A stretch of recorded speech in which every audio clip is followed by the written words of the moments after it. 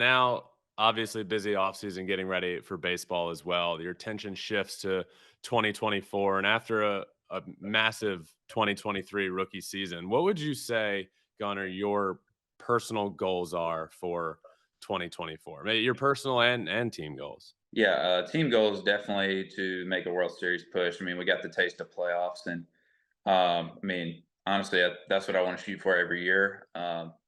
That's something that I've always wanted to do is win a World Series, and feel like you got to set your sights high and shoot for them. And I'd say personally, I mean, I like to, like I said, I like to set my bar high, and I want to shoot for an MVP. And I feel like I just hold myself to a pretty high standard, and just the I put a lot of work in the weight room and in the cage. So just gonna try and do that and get ready for the season. So I feel like if I just allow myself to take over um, and just trust my instincts, I'll be able to be in a good position for that.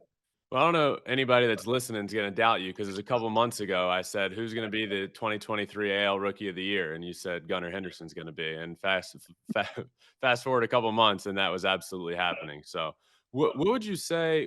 What does your offseason look like? Mine were always interesting in terms of I try and take what I felt I didn't do well in the regular season or in the season prior, and then go into an off season and try and work on specific things to get better in certain areas, and obviously try and lift and get bigger and stronger. So, what are your off-season focuses? Or are you saying, I had a great year last year, I'm going to do the exact same thing I did the off-season prior? Yeah, I try not to get caught up in what I did the years past because I know the one time that I went through and had some some success in like an instructs camp. The next off season, I was trying to replicate it after taking a break, and your body changes and it moves differently after you take those breaks. So I just try to go in there and let my body be loose, and I feel like that's something that I've I guess experienced over the past years of being in pro ball is just allowing my body to pretty much be loose, and then however it moves.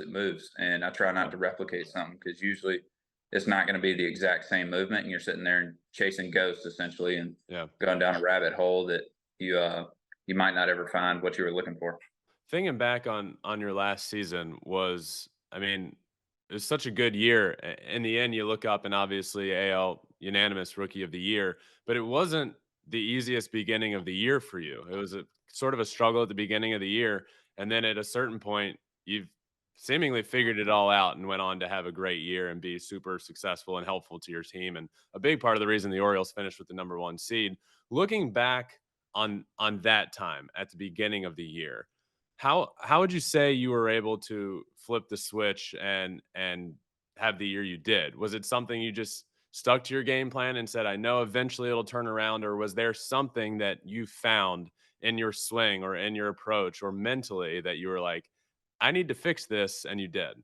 So it's kind of two things. I felt like I was trying to be too perfect up there and trying to find the perfect pitch to do damage with. And if you're sitting there looking for the perfect pitch, whenever you get it, you're probably going to be late and miss it regardless. And that, and then I wasn't being like as aggressive, but being able to hear from my teammates who have been through it. And then actually, Hyder, he came up to me and was like, just like to see be a little bit more aggressive. And I mean, just taking the shots whenever you get them. And I felt like being able to do that, just allow myself to have those free swings. If I swing and miss at it, at least it was a good attempt at it. And eventually I'll get timed up with it. And as soon as I started doing that, I was able to hit some balls hard. And once I started falling, I felt like it just kind of took off from there. Thanks for watching. If you love flipping bats, swinging 3-0, or just talking ball, join us. Call us at 213-537-9339 with your questions. We have a weekly guest, and we have a lot of fun, so hit that subscribe button.